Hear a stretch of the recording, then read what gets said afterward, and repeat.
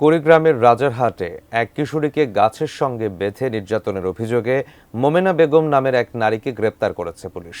বাবার বিরুদ্ধে চুরির অপবাদের প্রতিবাদ করায় তাকে এ নির্যাতন করা হয় বলে অভিযোগ করেছেন তার স্বজনরা। কুড়িগ্রাম প্রতিনিধি মনোয়ার হোসেন লিটনের পাঠানো তথ্য এবং ছবিতে বিস্তারিত থাকছে ডেস্ক রিপোর্টে। দুইজন বাচ্চা দুইজন খালি ইচ্ছে মতো ধোলাই দিছে আমার। এখন আমাকে এইভাবে মারছে, এখন আমি বিশেষ চাই। এভাবেই নিজের উপর হওয়া নির্যাতনের বিচার চাইলেন কুড়িগ্রাম জেলার রাজারহাট উপজেলার এক স্কুল শিক্ষার্থী। অনেকক্ষণ নিম্ন 4-5 ঘন্টা হইলো। বেশ কিছুদিন ধরে হৃদরোগে ভুগছেন ওই কিশোরীর ছোট বোন।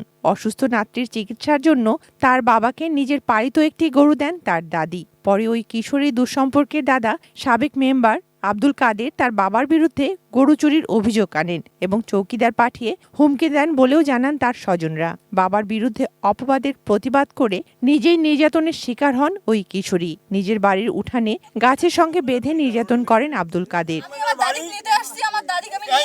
মঙ্গলবার কিশোরীকে নির্যাতনের ভিডিও সামাজিক যোগাযোগ মাধ্যমে ছড়িয়ে পড়লে শুরু হয় তোলপাড়। দুপুরে ওই স্কুল ছাত্রীকে উদ্ধার করে পুলিশ। মেয়ের ওপর নির্মম এই নির্যাতনের বিচার চাইলেন বাবা। কেনি লোকগুলো তারা এইভাবে মারে, এটা ভিডিও তো আপনারা সবাই দেখবেন। মেহগনির গাছত রাস্তার সাথে আমার মেঘ বন্ধ করি হাতত ধরি নাগে বাঁধিয়ে রাখছে।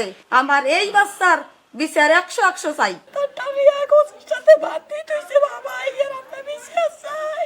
একনল হ্যান্ড ওয়াশ 100% প্যারাবেন ফ্রি, তাই নিরাপদ হাতের জন্য আস্থা রাখুন একনলে। নির্যাতনের ঘটনায় মোমেনা বেগম নামে এক নারীকে গ্রেপ্তার করেছে পুলিশ।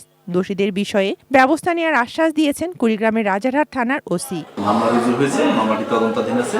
আমরা পরবর্তী সকল কার্যক্রম আমাদের মাননীয় পুলিশ সুপার মহোদয়ের নির্দেশনায় আমরা এই তদন্ত কার্যক্রম অব্যাহত আছে। Shakil Aziz, desk report, ATN news.